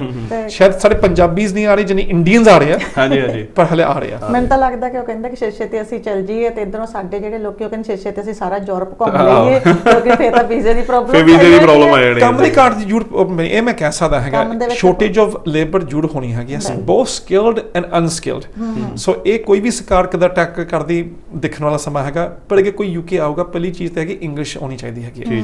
ਸੋ ਅੱਗੇ ਪਰ ਸਾਰੇ ਪੰਜਾਬੀਜ਼ ਹੈਗੇ ਯੂਕੇ ਆਉਣਾ ਚਾਹੀਦਾ, ਪਹਿਲਾਂ ਤਾਂ ਇੰਗਲਿਸ਼ ਸਿੱਖ ਲਓ। ਬੇਸ਼ੱਕ ਆਪਾਂ ਸਟੱਡੀ ਵੀ ਕਰਨਾ ਹੈਗਾ, ਜਾਂ ਆਪਾਂ ਪੜ੍ਹਨਾ ਵੀ ਆ, ਜਾਂ ਆਪਾਂ ਕੰਮ ਵੀ ਕਰਨਾ ਹੈ, ਕਿਸੇ ਦੀ ਕੁਆਲੀਫਿਕੇਸ਼ਨ ਹੈਗੇ ਹੋਏ, ਬੇਸ਼ੱਕ ਸਕਿਲਡ ਜਾਂ ਅਨਸਕਿਲਡ, ਇੰਗਲਿਸ਼ ਤੋਂ ਬਗੈਰ ਆਪਾਂ ਵੈਸੇ ਤਰੱਕੀ ਨਹੀਂ ਕਰ ਸਕਦੇ ਹੈਗੇ। ਕਿਉਂਕਿ ਉਹ ਜ਼ਮਾਨਾ ਲੰਘ ਚੁੱਕਿਆ, ਸਾਡੇ ਬਜ਼ੁਰਗ ਆ, ਆਪਾਂ ਪਹਿਲਾਂ ਗੱਲ ਕੀਤੀ ਸੀ, ਉਦੋਂ ਉਹਨਾਂ ਨੇ ਵਿਚਾਰਿਆਂ ਨੇ ਜਿੱਦਾਂ ਵੀ ਟਾਈਮ ਸਾਰੀਆਂ ਦਿਹਾੜੀਆਂ ਕਰ ਕਰਕੇ, ਪਰ ਅੱਜ ਕੱਲ੍ਹ ਐਜੂਕੇਸ਼ਨ ਕਾਫੀ ਲੋੜ ਆ ਭੈਣ ਜੀ ਉਸ ਸਮਾਂ ਇਹ ਸੀ ਨਾ, ਜੇ ਸਾਡੀ ਪਹਿਲੀ ਜਨਰੇਸ਼ਨ ਆਈ ਸੀ ਜਿੱਥੇ ਇੱਥੇ ਲੋਕਾਂ ਦੀ ਘਾਟ ਸੀ, ਵਰਲਡ ਵਾਰ 2 ਹੋ ਚੁੱਕਾ ਸੀ, ਸਾਡੀ ਇਨਫਰਾਸਟ੍ਰਕਚਰ ਦੀ ਇੱਥੇ ਲੋੜ ਸੀ, ਸਾਡੇ ਕਾਮਨਵੈਲਥ ਲੋਕ ਇੱਥੇ ਇਨਫੈਕਟ ਸਰਕਾਰ ਕਾਮਨਵੈਲਥ ਲੋਕ ਲੈ ਕੇ ਇੱਥੇ ਆ ਰਹੇ ਸੀ, ਕੋਈ ਵੋਚਰ ਦੇ ਰਾਹੀਂ ਆਏ ਸੀ। ਸੋ ਆਏ ਕਿਉਂ ਸੀ? ਕਿਸੇ ਦੇ ਕੰਮ ਦੀ ਲੋੜ ਸੀ। ਪ੍ਰੋਬਲਮ ਤਾਂ ਹੁਣ ਸਿਰਫ ਇਹ ਪਈ ਹੈਗੀ ਪਿਛਲੇ ਹੁਣ ਤਕਰੀਬਨ 10-15 ਸਾਲ ਉਹੀ ਕੰਮ ਦੀ ਘਾਟ ਜੋ ਹੈਗੀ ਉਹ ਯੂਰਪੀਅਨਸ ਪੂਰੀ ਕਰ ਚੁੱਕੇ ਸੀ। ਪਰ ਜਦੋਂ ਮੈਂ ਹੁਣ ਕਿਹਾ ਯੂਰਪ ਚ ਨਿਕਲਦੇ ਸ਼ਾਇਦ ਹੁਣ ਬਾਕੀਆਂ ਨੂੰ ਵੀ ਮੌਕਾ ਮਿਲਦਾ ਹੈ। ਜੀ ਤੇ ਬਹੁਤ ਵਧੀਆ ਲੱਗਾ ਜੀ ਤੁਹਾਡੇ ਨਾਲ ਅੱਜ ਗੱਲਬਾਤ ਕਰਕੇ, ਤੇ ਬਹੁਤ ਖੁਸ਼ੀ ਵੀ ਹੋਈ ਜੀ ਕਿ ਤੁਸੀਂ ਸਾਡੇ ਨਾਲ ਇੱਥੇ ਆਏ ਹੋ ਤੇ ਸਾਨੂੰ ਅੱਜ ਕੁਝ ਡਿਫਰੈਂਟ ਗੱਲਾਂ ਬਾਤਾਂ ਕਰਨ ਦਾ ਐਕਸਪੀਰੀਅੰਸ ਵੀ ਮਿਲਿਆ। ਜੀ ਔਰ ਸਾਡੇ ਨਾਲ ਜਿਹੜੇ ਵੀ ਦਰਸ਼ਕ ਦੇਖ ਰਹੇ ਹੈਗੇ ਇਸ ਵੇਲੇ ਉਹਨਾਂ ਨੂੰ ਵੀ ਇੱਕ ਡਿਫਰੈਂਟ ਨੌਲੇਜ ਮਿਲਦੀ ਹੈ, ਬਿਕੋਜ਼ ਇਹ ਇਦਾਂ ਦੀ ਗੱਲ ਹੈਗੀ ਹੈ ਜਿਹੜੀ ਜਿਹਨੂੰ ਨਹੀਂ ਵੀ ਲੋੜ ਹੈਗੀ ਆ। ਆਪਣੇ ਪੰਜਾਬੀ ਕਮਿਊਨਿਟੀ 'ਚ ਖਾਸ ਕਰਕੇ ਦੇਖਦੇ ਆ ਵੀ ਖੈਰ ਜੇ ਮੈਨੂੰ ਚੀਜ਼ ਦੀ ਨਹੀਂ ਵੀ ਲੋੜ ਹੈਗੀ ਪਰ ਮੈਂ ਸੁਣਾਂਗਾ, ਕਿਉਂਕਿ ਜਿੱਥੋਂ ਮੈਂ ਅੱਗੇ ਜਾ ਕੇ ਗੱਲ ਕਰਨੀ ਆ ਫਿਰ ਮੇਰੇ ਕੋਲ ਕੋਈ ਗੱਲ ਹੋਏਗੀ। ਕਿਤੇ ਜੀ ਮੈਂ ਇੱਕ ਚੀਜ਼ ਕਹਾਂਗਾ, ਆਪਣੇ ਜਿੰਨੇ ਵੀ ਸਰੋਤੇ ਦੇਖਦੇ ਹੈਗੇ ਆ, ਸਾਡੇ ਬੱਚੇ ਨੂੰ ਇੱਕ ਤਾਂ ਕਰੰਟ ਅਫੇਅਰਸ ਪੋਲਿਟਿਕਸ ਦੇ ਵਿੱਚ ਕੋਈ ਕਾਨੂੰਨ ਬਣਦਾ ਆ, ਕਾਨੂੰਨ ਕਿਉਂ ਬਣਦਾ ਹੈ, ਇਹਦੇ ਪਿੱਛੇ ਰਾਜ਼ ਕੀ ਹੈ, ਇਹਦੀ ਰਿਪੋਰਟਾਂ ਨਿਕਲੀਆਂ ਕਿਉਂ ਨਿਕਲੀਆਂ, ਇਹ ਬਹੁਤ ਜਿਹੜੀ ਚੀਜ਼ਾਂ ਨੂੰ ਸਾਨੂੰ ਅਪ ਟੂ ਡੇਟ ਰਹਿਣ ਵਾਸਤੇ, ਬਿਕੋਜ਼ ਇਹ ਨੌਲੇਜ ਜੋ ਹੈਗੀ ਇਹਦੇ ਨਾਲ ਆਪਾਂ ਡਿਸੀਜਨ ਲੈ ਸਕਦੇ ਹੈਗੇ ਆ। ਇੰਡੀਆ ਦੀ ਵੀ ਉਹੀ ਗੱਲ ਹੈ ਤੇ ਯੂਕੇ ਦੀ ਵੀ ਗੱਲ ਹੈ। ਇਹ ਆਪਾਂ ਕੋਈ ਚੀਜ਼ ਜਾਂ ਪਾਲਿਸੀ ਚੇਂਜ ਕਰਨੀ ਹੈਗੀ ਆਪਣੇ ਐਮਪੀ ਨੂੰ ਦੱਸੋ, ਇਹ ਉਹ ਨਹੀਂ ਮੰਨਦਾ ਹੈਗਾ, ਕੱਲ ਨੂੰ ਦੇਖੇ ਤੁਹਾਨੂੰ ਵੋਟ ਕਰਨ ਦਾ ਹੱਕ ਮੰਨਦਾ ਹੈਗਾ, ਉਸ ਪਾਰਟੀ ਨੂੰ ਵੋਟ ਪਾਓ ਜਿਹਨੂੰ ਤੁਹਾਨੂੰ ਕਮ ਸੇ ਕਮ ਚੰਗੇ ਵਿਚਾਰ ਲੱਗਦੇ ਹੈਗੇ। ਤੇ ਇਸੇ ਪੁਆਇੰਟ ਆਫ ਵਿਊ ਦੇ ਵਿੱਚ ਮੈਂ ਕਹਿੰਦਾ ਸਾਡੇ ਬੱਚਿਆਂ ਨੂੰ ਵੀ ਮੋੜੇ ਹੋਣਾ ਚਾਹੀਦਾ। ਆਪਾਂ ਕਹਿੰਦੇ ਸਿੱਖ ਸਪੈਸ਼ਲੀ ਬਹੁਤ ਘੱਟ ਹੈ ਜੋ ਮੋੜੇ ਇਸ ਫੀਲਡ ਚ ਆ ਰਹੇ ਆ। ਤਨਮਨਜੀਤ ਢੇਸੀ ਪਹਿਲਾ ਜੋ ਸਿੱਖ ਸਰਦਾਰ ਜੋ ਐਮਪੀ ਬਣ ਚੁੱਕੇ, ਮੈਂ ਕਹਿੰਦਾ ਇੱਕ ਬਹੁਤ ਵੱਡਾ ਰੋਲ ਮਾਡਲ ਬਣ ਚੁੱਕਾ। ਮਗਰ ਹੋਰ ਵੀ ਪੰਜਾਬੀ ਹੈਗੇ, ਵਰਿੰਦਰ ਸ਼ਰਮਾ ਵੀ ਹੈਗਾ, ਪ੍ਰੀਤੀ ਗਿੱਲ ਵੀ ਹੈਗੀ ਹੈ। ਸੋ ਪੰਜਾਬੀ ਪੋਲਿਟਿਕਸ ਰਹੇ ਹੈਗੇ, ਪਰ ਆਪਾਂ ਕਈ ਵਾਰ ਉਹ ਚੀਜ਼ ਨੂੰ ਪ੍ਰਮੋਟ ਨਹੀਂ ਕਰਦੇ। ਬੇਸ਼ੱਕ ਆਪਾਂ ਲੋਕਲ ਦੀ ਮੈਂ ਗੱਲ ਕਰਾਂ, ਆਪਾਂ ਕੌਂਸਲ ਹੈਗੇ, ਕੌਂਸਲ ਇਲੈਕਸ਼ਨ ਹੁੰਦੇ ਹੈਗੇ ਆ, ਬਾਕੀ ਕਮਿਊਨਿਟੀ ਬਹੁਤ ਆਪਣੇ ਬੱਚੇ ਨੂੰ ਅੱਗੇ ਕਰਦੇ ਹੈਗੇ, ਪਰ ਇਹ ਸਾਰੇ ਵਿਚਾਰ ਗੱਲ ਕਰਨੀ ਵੀ ਚਾਹੀਦੀ ਹੈ। ਸਿਰਫ ਇਹ ਨਹੀਂ ਹੈਗੇ ਚਲੋ ਕਿਸ ਨੂੰ ਸੱਦਣਾ ਤਾਂ ਆਪਾਂ ਵਕੀਲ ਲੈ ਕੇ ਆਪਾਂ ਇਮੀਗ੍ਰੇਸ਼ਨ ਕਰ ਲਈਏ। ਹਾਂ, ਸਿੱਖੋ ਪਾਲਿਸੀ ਕੀ ਹੈਗੀ ਹੈ, ਸ਼ਾਇਦ ਸਾਨੂੰ ਵਕੀਲ ਦੀ ਲੋੜ ਨਹੀਂ, ਸ਼ਾਇਦ ਆਪਾਂ ਆਪ ਖੁਦ ਵੀ ਐਪਲੀਕੇਸ਼ਨ ਪਾ ਸਕਦੇ ਹੈਗੇ। ਪਰ ਸਾਡੀ ਪੰਜਾਬੀ 'ਚ ਇਹ ਹੈ ਆਪਾਂ ਖੁਦ ਨਹੀਂ ਕਰਨਾ, ਕਿਸ ਨੂੰ ਪੈਸੇ ਦੇ ਕੇ ਕੰਮ ਕਰਵਾਉਣਾ ਹੈਗਾ। ਸੋ ਮੈਂ ਉਹ ਕਹਿਣ ਲੱਗੀ ਸੀ, ਮੈਂ ਕਿਹਾ ਤੁਹਾਡੇ ਜਲੰਧਰ ਆਫਿਸ ਵਿੱਚ ਪੈਸੇ ਲੈ ਕੇ ਚਲ ਜਾਂਦੇ ਹੋਣੇ ਕਿ ਆਹ ਕੰਮ ਕਰ ਦੋ, ਉਹਨਾਂ ਨੇ ਆਪ ਨਹੀਂ ਦੇਖਣਾ ਕਿ ਕੀ ਸਹੀ ਕਾਨੂੰਨ ਆ ਕੀ ਸਹੀ। ਉਹ ਫੇਰ ਹੁੰਦਾ ਨਾ ਭੈਣ ਜੀ, ਕਰ ਲੋ ਕਿ ਨਾ ਹੋਗੀ ਫਿਰ ਆਪਾਂ ਕੈਸੇ ਵਕੀਲ ਮਾੜਾ ਸੀ ਜਾਂ ਵਕੀਲ ਦੀ ਗਲਤੀ ਹੈ, ਉਹਨਾਂ ਨੇ ਫੜਨਾ ਵੀ ਤੁਹਾਨੂੰ ਹੀ ਹੈ ਨਾ, ਲੱਤੋਂ ਕੇ ਹੁਣ ਗੁਰਪਾਲ ਨੂੰ ਫੜ ਲਓ। ਸੋ ਸਮਾਂ ਸਾਡੇ ਕੋਲ ਸਿਰਫ ਥੋੜਾ ਹੀ ਖੈਰ ਰਹਿ ਗਿਆ ਹੈ, ਪਰ ਸੈਕਿੰਡਸ ਦੇ ਵਿੱਚ ਹੀ ਰਹਿ ਗਿਆ। ਪਰ ਜਾਂਦੇ ਜਾਂਦੇ ਮੈਂ ਕੁਇਕਲੀ ਤੁਹਾਨੂੰ ਇੱਕ ਪੁੱਛਣਾ ਚਾਹੁੰਦਾ, ਗੁਰਪਾਲ ਸਿੰਘ ਉੱਪਲ ਇੱਕ ਜਰਨੀ ਰਹੀ ਹੈ ਰਾਈਟ, ਇੱਕ ਪੂਰੀ ਸਟਾਰਟ ਕਰਨ ਤੋਂ ਲੈ ਕੇ ਤੇ ਹੁਣ ਤੱਕ ਇੱਕ ਪੂਰੀ ਜਰਨੀ ਰਹੀ ਹੈ। ਫਿਊਚਰ ਪਲਾਨਸ ਕੀ ਹੈਗੇ? Do you want to switch to politics or something, being a community leader or something? ਕੁਛ ਇਦਾਂ ਦੇ ਪਲਾਨ ਹੈਗੇ ਜਾਂ ਨਹੀਂ? ਗਿਤੇਸ਼, ਕਾਫੀ ਲੋਕਾਂ ਨੇ ਮੈਨੂੰ ਇਹ ਗੱਲ ਕਹੀ ਹੈ ਕਿ ਅੱਜ ਤੱਕ ਮੇਰੇ ਇਹ ਵਿਚਾਰ ਤਾਂ ਨਹੀਂ ਹੈਗਾ। ਇਨਫੈਕਟ ਆਮ ਫੈਮਿਲੀ ਮੈਨ, ਬੱਚੇ ਸਾਡੇ ਵੱਡੇ ਹੋਣ ਲੱਗ ਪਿਆ ਹੈਗੇ ਆ, ਬੱਚੇ ਨੂੰ ਵੀ ਟਾਈਮ ਚਾਹੀਦੀ ਹੈਗੀ, ਸੋ ਕਮਾਈ ਵੀ ਕਰ ਲਈ ਹੈਗੀ ਆ, ਥੋੜ੍ਹਾ ਜਿਹਾ ਨਾਮ ਵੀ ਕਮਾ ਲਿਆ ਹੈਗਾ। ਹਾਂ, ਲੋਕਾਂ ਨੂੰ ਹੈਲਪ ਕਰਨ ਦੀ ਜ਼ਰੂਰ ਕੋਸ਼ਿਸ਼ ਕਰਦਾ ਹੈਗਾ। ਚਲੋ ਮੈਂ ਇੱਕ ਟਰਸਟੀ ਵੀ ਹੈਗਾ ਵਰਲਡ ਕੈਂਸਰ ਕੇਅਰ ਦੇ ਵਿੱਚ। ਸਾਡੇ ਪੰਜਾਬ ਵਿੱਚ ਵੀ ਸਾਡੇ ਕੰਮ ਦੀ ਲੋੜ ਹੈਗੀ ਆ। ਮੈਂ ਤਾਂ ਇਹ ਕਹਾਂ ਪੰਜਾਬੀ ਨੂੰ ਇਕੱਠੇ ਜੁੜੋ, ਇਕੱਠੇ ਤਰੱਕੀ ਕਰੋ, ਇੱਕ ਦੂਜੇ ਨੂੰ ਹੈਲਪ ਕਰਨ ਦੀ ਕੋਸ਼ਿਸ਼ ਕਰੋ, ਲੱਤਾਂ ਨਾ ਖਿੱਚੋ ਇੱਕ ਦੂਜੇ ਦੀਆਂ। ਇਹੀ ਹੁੰਦਾ, ਇੱਕ ਦੂਜੇ ਨੂੰ ਦੇਖ ਕੇ ਇੱਕ ਚਾਅ ਚੜ੍ਹਦਾ ਹੈਗਾ ਜਿਹਨੂੰ ਪੰਜਾਬੀ ਤਰੱਕੀ ਕਰਦਾ ਹੈਗਾ। ਸੋ ਹੈਲਪ ਇੱਕ ਦੂਜੇ ਨੂੰ ਕਰਨ ਦੀ ਮੈਂ ਇਹੀ ਕਹੂੰਗਾ। I'll be behind the scenes helping people ਆਪਣੀ ਤਰੱਕੀ ਦੇ ਵਿੱਚ। ਚਲੋ ਮੇਰਾ ਸਮਾਂ ਤਾਂ ਲੰਘ ਗਿਆ, ਹੁਣ ਬਾਕੀ ਦਾ ਬਹੁਤ ਧੰਨਵਾਦ ਜੀ, ਬਹੁਤ ਧੰਨਵਾਦ। ਸੋ ਇਸ ਦੇ ਨਾਲ ਹੀ ਗੁਰਪਾਲ ਸਿੰਘ ਉੱਪਲ ਜੀ ਦਾ ਧੰਨਵਾਦ ਤੇ ਤੁਹਾਡਾ ਪ੍ਰੋਗਰਾਮ ਦੇਖਣਾ ਧੰਨਵਾਦ। ਸਿੱਖ ਚੈਨਲ ਦੇਖਦੇ ਰਹੋ, ਅਗਲੀ ਵਾਰ ਫਿਰ ਮਿਲਾਂਗੇ ਗੈਸਟ ਨਾਲ। ਤਦ ਤੱਕ ਲਈ ਵਾਹਿਗੁਰੂ ਜੀ ਕਾ ਖਾਲਸਾ, ਵਾਹਿਗੁਰੂ ਜੀ ਕੀ ਫਤਿਹ।